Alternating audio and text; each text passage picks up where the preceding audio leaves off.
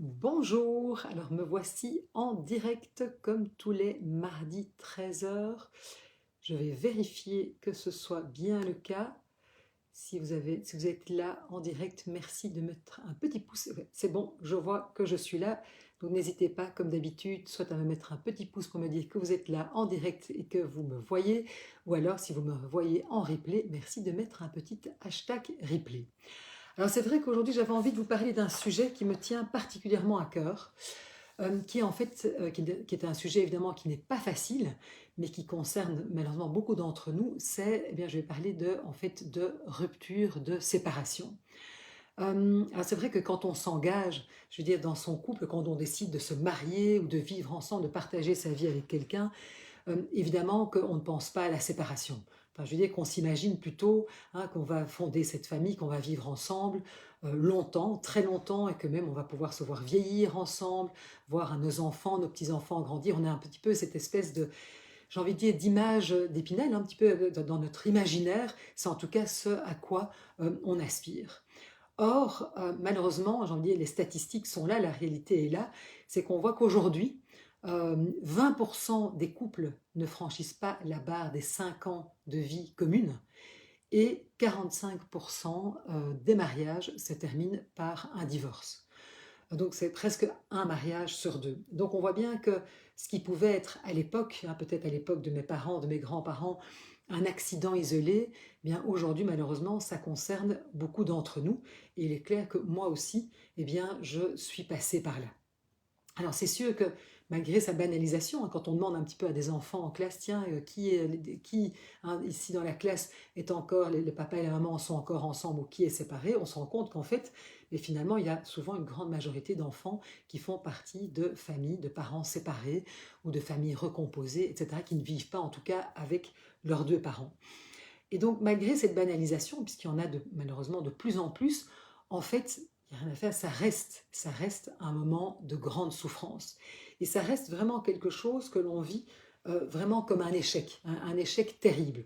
Et moi, c'est ce que je vois, parce que comme vous le savez, j'accompagne aussi bien des couples, j'ai envie de dire, à se réinventer, à se reconstruire, mais j'accompagne aussi des femmes, justement, qui sont notamment, qui sont confrontées à une séparation. Et je vois bien que ce qui ressort le plus souvent dans mes consultations, et ce que moi-même j'ai pu ressentir au moment de ma séparation, c'est vraiment c'est un sentiment, un grand sentiment d'échec, même parfois un sentiment de honte en disant mais voilà, j'y suis pas arrivée. Et c'est vraiment quelque chose qui est extrêmement difficile. Et moi, ce que je voudrais vraiment faire aujourd'hui, c'est vous inviter en fait à avoir quelque part un autre regard par rapport à cette épreuve qui évidemment reste une épreuve extrêmement douloureuse. Et d'ailleurs, ça a été le sujet de ma dernière newsletter où je me suis voilà, un petit peu ouverte par rapport à mon expérience personnelle, puisque j'ai vécu malheureusement 2 séparations, et j'ai un peu partagé ce que moi j'avais vécu et surtout ce que ça m'a amené à faire aujourd'hui, c'est-à-dire pouvoir accompagner des couples, des femmes, des hommes dans ces moments de vie extrêmement difficiles. Et en fait, j'ai eu beaucoup de retours extrêmement positifs à ma newsletter parce que voilà, je ne suis pas la seule à vivre ça ou à avoir vécu ça. Et donc, ça, le fait de partager ça et de pouvoir apporter un autre regard, ça, en effet, aidé pas mal de personnes. Donc, c'est ce que je vais essayer de faire ici aujourd'hui. Et je vous invite évidemment à aller, je mettrai le lien ici en dessous du live, d'aller lire mon article de blog, justement, qui peut-être nous interroge et nous dit que, voilà, est-ce que la rupture, est-ce que c'est forcément un échec? Parce qu'en tout cas, c'est comme ça qu'on le vit. Or, parfois, justement, ça peut être un acte de cohérence. Et en fait, qu'est-ce qui se passe? C'est vrai que je dis que aujourd'hui, faire couple, c'est quelque chose qui est devenu, j'ai envie de dire, difficile, et on le voit d'ailleurs, vu toutes ces séparations. C'est sûr que tout a énormément évolué. Je dis, si je compare les couples de mes grands-parents, de mes parents, ou maintenant ma génération et puis les générations en dessous de la mienne, on voit qu'évidemment toutes les règles ont fort changé. C'est-à-dire qu'avant, où on se mariait, et c'était pour la vie, parce que même à la limite, on n'envisageait même pas la séparation et divorcer n'était même pas une possibilité. Je veux dire qu'aujourd'hui, on sait que quand on s'engage dans un couple et quand on se marie, eh bien sûr qu'on peut aujourd'hui, on peut se séparer, on peut divorcer, ok, ce qui n'était pas le cas jusqu'à finalement il n'y a pas si longtemps. Et en plus, on avait les règles, enfin je veux dire que la façon dont le couple s'organisait était très fort régie, c'est-à-dire qu'il y avait encore, même si on a encore tous les stigmates aujourd'hui du modèle patriarcal, mais donc on avait un mari, une femme qui était sous l'autorité du mari, et les rôles étaient bien définis, bien, on savait que voilà, c'était un couple plutôt fusionnel avec la femme sous l'autorité de son mari. Évidemment, j'ai envie de dire, tout ça a fort changé, et notamment ça a fort changé depuis maintenant une cinquantaine d'années. Pourquoi? Parce que les règles de nos vies amoureuses ont changé. Et ça a changé pourquoi?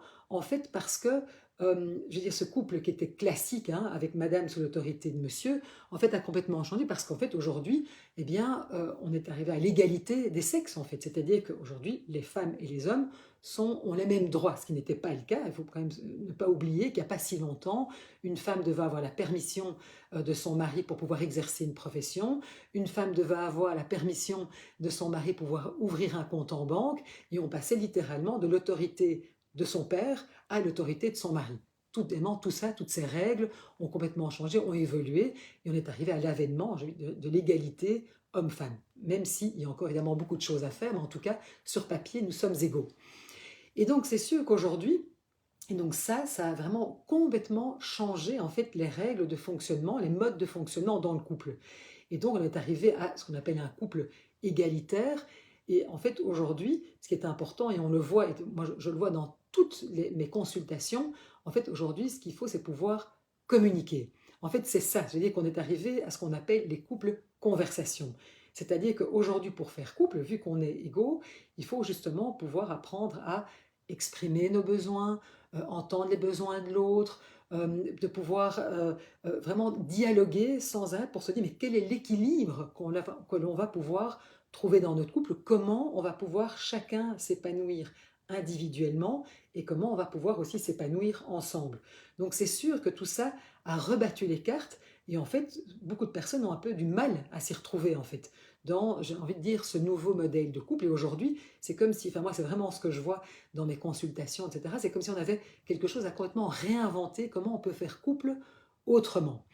Et donc ça, c'est passionnant et en même temps, c'est ça qui fait qu'aujourd'hui, c'est tellement compliqué et que tellement de couples essayent en fait, de trouver, j'ai envie de dire, des manières de fonctionner dans lesquelles chacun peut s'y retrouver, mais on est encore quelque part imprégné, j'ai envie de dire, de nos modèles familiaux, de ce modèle patriarcal, et donc c'est ça qui est très compliqué aujourd'hui, et c'est pour ça que je pense qu'il y a tellement de couples aujourd'hui qui sont en difficulté. Et donc, ce qui se passe donc, c'est que très vite, alors on peut tomber dans un excès qui peut être, bon ben ici c'est un mauvais, j'ai envie de dire, j'ai tiré le mauvais numéro, mauvaise pioche, et donc l'herbe est plus verte ailleurs, et donc on va très vite, j'ai envie de dire, abandonner parce que, mais quelque part on commence à se disputer, il y a des frictions, etc. Et donc on va peut-être trop vite jeter l'éponge, ça peut être un cas, parce que voilà, on pense que l'herbe est plus verte ailleurs. Or moi, j'aime beaucoup dire que non, l'herbe n'est pas plus verte ailleurs, elle est plus verte là où elle est arrosée. Mais donc ça veut dire qu'en fait son couple, eh bien il faut j'ai envie de dire, le cultiver, y mettre de l'attention, de le remettre au centre. Et c'est pas toujours évident, en plus dans nos vies où on est quand même tous vachement sollicités, quand on a deux personnes qui travaillent dans le couple, etc. Ça devient vraiment compliqué aussi de mettre le couple au centre, de faire de la place pour ce couple. Parce qu'on nous a aussi quand même, enfin on nous a fait croire que hein, comme on s'aime, tout va aller facilement, ça va être facile. Or, ben non, c'est pas le cas. Je veux dire, un couple, comme pour le reste, ça se travaille. Et donc, il faut y mettre de l'attention. Donc, vous voyez, tout ça, c'est toutes des choses, évidemment, qui compliquent vachement la donne. Mais donc, pour en revenir à les règles de tout ce couple conversation, c'est vrai qu'aujourd'hui, donc, il va falloir, en fait, dialoguer. Or, s'il y a bien quelque chose qu'on ne nous a pas appris non plus, c'est comment communiquer et comment bien communiquer. Et ça aussi, c'est un des grands défis du couple, c'est comment on va pouvoir communiquer de manière audible pour l'autre. C'est-à-dire que trop souvent, ce qu'on fait, c'est qu'on va avoir tendance à être dans le reproche. Hein, et donc ça, c'est vraiment, je dis que moi, c'est vraiment un mode, j'ai envie de dire, de communication que j'ai beaucoup utilisé et que je vois beaucoup autour de moi et dans les couples notamment que j'accompagne ou dans les femmes que je reçois en individuel, c'est que souvent, plutôt que de prendre la responsabilité de nos besoins et de les exprimer, on va avoir tendance à se plaindre et quelque part à faire des reproches à l'autre. Et quelque part, en fait, mais évidemment, ça ne va pas aider. Et donc, c'est comment on peut, et c'est parfois pas évident, parce que surtout en tant que femme, quand on a beaucoup, enfin, nous a appris qu'il fallait faire passer les besoins des autres avant les nôtres, se connecter à nos besoins, pouvoir se poser, se dire, au fond, qu'est-ce qui est important pour moi? De quoi ai-je vraiment besoin? Et de pouvoir l'exprimer à l'autre, vous pensez bien que c'est, j'ai envie de dire, tout un chantier. Et donc, c'est pas évident. Et c'est là que c'est intéressant aussi de pouvoir se faire aider justement pour pouvoir apprendre à comment mieux communiquer. Et puis surtout se dire aussi, mais est-ce que la personne en face de moi, parce que peut-être que moi je peux prendre 100% de la responsabilité de ma communication, mais est-ce que l'autre en face de moi voilà, est capable de m'écouter, d'entendre et qu'on puisse être vraiment dans ce dialogue. Et donc de pouvoir apporter des solutions pour que chacun puisse s'y retrouver. Et donc, ce qui se passe, c'est que souvent, voilà, à un moment, il y a certains couples qui, malgré leurs efforts, n'y arrivent plus. Et c'est pour ça que je voulais dire que quelque part, euh, la rupture n'est pas toujours un échec. C'est sûr que si on est parti trop vite, qu'on s'est séparé mal, trop vite en ne prenant pas le temps voilà, de comprendre ce qui nous arrivait d'aller au bout, oui, là peut-être qu'on peut se dire c'est un échec. Et encore, on est deux dans un couple. Et donc parfois on peut être soi-même animé de la meilleure volonté, mais on peut avoir quelqu'un en face de nous. Ce n'est pas le cas. Donc c'est déjà comment se réconcilier avec ça. Maintenant, par contre, ce que moi je vois énormément, ce sont des couples qui restent ensemble alors qu'ils sont complètement malheureux et qui n'arrivent pas, en fait, quelque part, à renouer cette conversation pour pouvoir instaurer, j'ai envie de dire, quelque chose de beaucoup plus positif dans leur vie de couple et de pouvoir s'épanouir.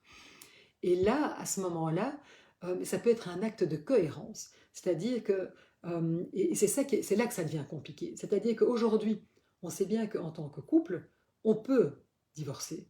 Voilà, on sait que ça fait partie du contrat, c'est qu'un couple, on n'a aucune garantie que c'est pour la vie et qu'à un moment, on peut, en effet, on a cette liberté de pouvoir se séparer. Maintenant, quand on fonde une famille, et c'est là que toutes les choses deviennent difficiles, c'est que moi, je vois beaucoup de personnes qui sont prises, en fait, dans la difficulté de se dire, mais au fond, moi, voilà, je voudrais me séparer de mon conjoint, de ma conjointe. Par contre, je me sens terriblement coupable par rapport à mes enfants, par rapport à la famille. Parce que ce lien qui m'unit à mes enfants, ça, c'est quelque chose en fait qui est pour la vie, qui ne va jamais bouger. Et donc on est pris en fait dans cette dualité où d'une part on voudrait pouvoir se séparer de son mari, de sa femme, mais de l'autre côté on se sent terriblement coupable à l'idée de faire voler en éclats la famille. Et ce sont ces deux liens en fait qui rentrent en contradiction et c'est extrêmement difficile. Et c'est là en fait que moi je vois énormément de culpabilité et, et j'ai envie de dire, et c'est ça voilà, qui est vraiment très difficile pour beaucoup, et c'est ce par quoi je suis passée aussi, qui a été extrêmement difficile pour moi, c'est de me dire, mais de me sentir terriblement coupable, de me dire, mais mon Dieu, je vais faire souffrir mes enfants.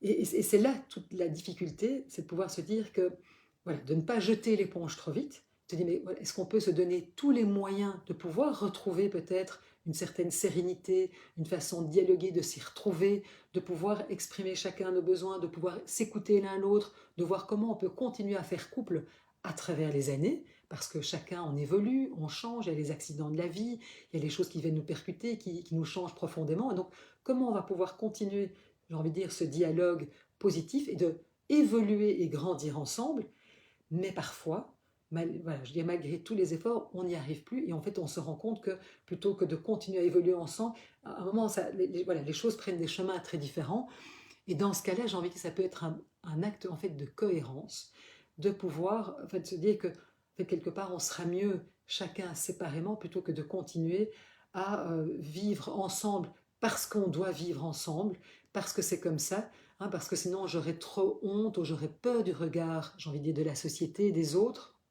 Et, euh, et en fait, je dis, mais à ce moment-là, qu'est-ce que vous offrez à vos enfants? Je veux dire, un couple dans lequel il y a des disputes, hein, ou carrément pas d'amour et une froideur, est-ce que c'est ça aussi que vous avez envie de donner à vos enfants? Est-ce que c'est ce modèle-là, sous prétexte que on doit coûte que coûte rester ensemble parce qu'en fait, me séparer serait un échec tellement grand. Donc, vous voyez, donc c'était vraiment un petit peu ça que j'avais envie aujourd'hui de vous donner, c'est de peut-être donner une autre perspective et que cette rupture que l'on voit à la plupart du temps comme... enfin moi je sais en tout cas que c'est quelque chose avec lequel j'ai mis beaucoup de temps à me réconcilier. Quelque part il y avait un sentiment, oui j'ai envie de dire de honte, de me dire mais mon Dieu, si ma vie, enfin mon mariage était un échec, je suis un échec, hein, cette espèce de croyance. Or mais non, ça n'a rien à voir. Je veux dire, c'est pas parce qu'à un moment on se sépare, on divorce que pour autant voilà, on est soi-même un échec, non. Parfois, c'est vraiment un acte, j'ai envie de dire, d'amour pour soi, un acte de cohérence, et se dire, mais voilà, c'est quoi aujourd'hui notre idéal de couple? Est-ce que c'est un couple pour la vie, quitte à rester extrêmement malheureux pendant des années, parce que voilà, on ne s'y retrouve plus, ou c'est un couple qui est vivant, où certes on peut avoir des discussions qui ne sont pas faciles, des moments où on peut ne pas être d'accord, des moments même où on peut se disputer, tant qu'on se dispute dans la relation.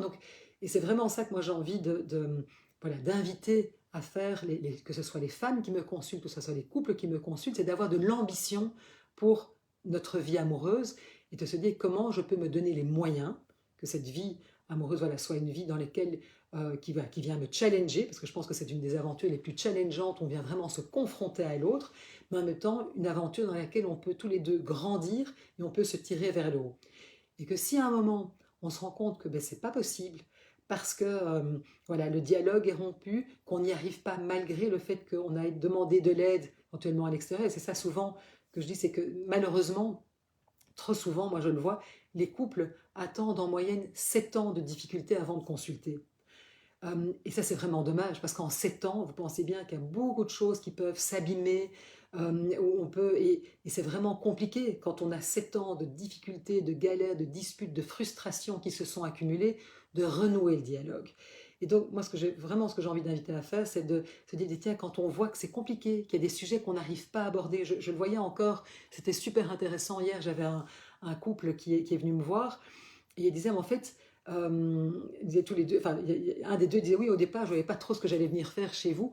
Et en fait, je me rends compte, ça me fait du bien parce qu'il y a des sujets que j'ai du mal à aborder avec lui ou avec elle, et qu'ici, parce que je sais que vous êtes là pour quelque part reformuler, contenir, je peux le déposer et ça nous permet de pouvoir aborder des sujets qui sont parfois compliqués de manière positive, de manière constructive, et d'en ressortir en fait en se sentant entendu et compris par l'autre. Et donc, euh, je pense que c'est important, on ne fait pas assez vite cette démarche, soit d'introspection, c'est-à-dire même si l'autre ne veut pas venir, on peut déjà faire beaucoup soi-même, déjà en se posant les bonnes questions, en ayant peut-être quelqu'un aussi qui peut nous confronter en entier, mais ici, voilà, qu'est-ce que ça vient toucher chez toi, qu'est-ce qui t'appartient, que tu amènes dans le couple et qui n'est peut-être pas juste que tu vas projeter sur ton mari, ta compagne. Et donc, je dis, tout ça, c'est vraiment des choses qu'on peut faire, donc se dire que y a plein de choses qu'on peut mettre en place. Mais voilà, moi j'ai envie de vous inviter à avoir de l'ambition, quelque part, pour pouvoir être ce couple communication. Et je pense que enfin moi je le vois 9 fois sur 10 quand un couple vient me voir, hein, ou quand quelqu'un vient me voir en individuel parce que l'autre n'a pas envie de faire cette démarche, ou parce que souvent, et d'ailleurs moi je dis, hein, le travail commence par soi, de prendre conscience de qu'est-ce qui, qu'est-ce qui fait que peut-être que moi j'amène voilà, quelle est ma contribution aux difficultés qu'on rencontre, parce qu'on a très souvent tendance à se dire que c'est pas moi, c'est l'autre, c'est parce qu'il ou elle est trop comme ci ou comme ça, ou si il ou elle n'était pas comme ça irait mieux. Or moi, je pars du principe qu'il y a déjà plein de choses, enfin, de prendre conscience de, en fait, comment moi, soit j'envenime les choses, bien malgré moi, hein, ou quelles sont peut-être les valises que moi j'amène dans mon couple, et qui finalement n'appartiennent pas à l'autre, mais qui sont en fait mes valises, et comment moi je peux en prendre soin. Donc, c'est ça, voilà, j'ai envie de vous dire, il y a plein de choses à faire, mais en tout cas, voilà, si vous vous êtes séparés, surtout, j'ai envie de dire, ne le voyez pas comme un échec, mais voyez aussi, tiens, voilà, qu'est-ce que ça m'a appris sur moi, qu'est-ce que j'en retire, quelles sont voilà, les leçons et comment ça peut voilà, comment moi ça peut me faire évoluer, parce qu'en tout cas, moi, ces deux ruptures ont été vraiment enfin, c'est ça qui m'a fait grandir, c'est ça qui m'a fait vraiment travailler sur moi, comprendre voilà, qui j'étais, ce qui m'animait profondément, etc. Donc, je pense que c'était, moi j'appelle ça les cadeaux mal emballés de ma vie. Mais en tout cas, ça a été vraiment pour moi une opportunité d'aller à la rencontre de moi et de pouvoir vraiment, j'ai envie de dire, m'épanouir, beaucoup mieux me connaître, beaucoup mieux me rendre compte voilà, de qui je suis, de ce qui m'anime, de ce qui est important pour moi. Et c'est vraiment ça le message que j'ai envie de faire passer. C'est que vous soyez en couple, vous donnez les moyens et les ambitions de vivre un couple qui soit un couple dans lequel on puisse évoluer, même si ce n'est pas toujours tous les jours facile, mais donnez-vous les moyens de vos ambitions. Et que si vous êtes dans un couple où vraiment vous avez l'impression d'avoir tout fait, surtout, j'ai envie de dire, ne restez pas coincé là-dedans, mais voilà, reprenez, enfin, je veux dire, séparez-vous si c'est vraiment, voilà, c'est pas un échec, ça peut être un bel acte de cohérence. Et puis si vous êtes déjà séparés, vraiment regardez tout ça avec bienveillance et voyez ce que ça vous a appris sur vous pour que tout ça puisse en fait être quelque chose de positif et que ça vous amène en fait à pouvoir vivre votre vie beaucoup plus en adéquation avec qui vous êtes. Voilà, c'était un petit peu les petites graines. C'est vrai qu'il y avait, voilà, il y a peut-être beaucoup. Je vais de toute façon vous mettre le lien vers l'article de mon blog voilà, que je vous incite à lire. Inscrivez-vous peut-être aussi à ma newsletter. C'est vrai qu'une fois par mois, je vais aborder un sujet de fond euh, voilà, qui sont sur toutes les, ben voilà, tout ce qui nous concerne, j'ai envie de dire, en tant que femme, dans notre vie, j'ai envie de dire personnelle, notre vie amoureuse, dans la vie de couple. Et donc j'y partage, voilà, que ce soit, en fait, tout ce que j'ai vécu, en fait, moi-même, et ce que j'ai pu comprendre, ben voilà, dans toutes les expériences plus heureuses ou malheureuses que j'ai pu vivre. Et c'est ça que j'essaye de faire, en tout cas, de vous le partager et vous faire gagner du temps. Parce qu'en fait, moi, il y a toute une série de choses. Je me dis, tiens, mais qu'est-ce que ça m'aurait aidé à un certain moment d'avoir sur mon chemin des personnes qui puissent m'éclairer. Et c'est vraiment ça que j'essaye de faire. Et donc, j'ai envie de dire, ne restez pas seul, surtout face à vos difficultés. Et dites-vous bien, et c'est pour ça que je le partage, tout ce qu'on vit, finalement, on est amené tous, à un moment ou à un autre, à le vivre, à l'expérimenter. On se pose un peu tous les mêmes questions. Et plutôt que s'isoler, se sentir très seul par rapport à ça, mais dites-vous que ça fait partie de notre humanité commune et que je pense que c'est important qu'on puisse voilà, partager ce qui est difficile pour nous. Donc, si vous avez justement des réflexions suite à ce que je viens de vous partager, des choses voilà, qui vous viennent, que vous avez envie de déposer, ben, soyez gentils, faites-le. Si vous me voyez en replay, merci de me mettre un hashtag replay. Et puis moi, je vous dis rendez-vous la semaine prochaine pour un nouveau live. Merci beaucoup et très très bel après-midi à vous tous et à la semaine prochaine.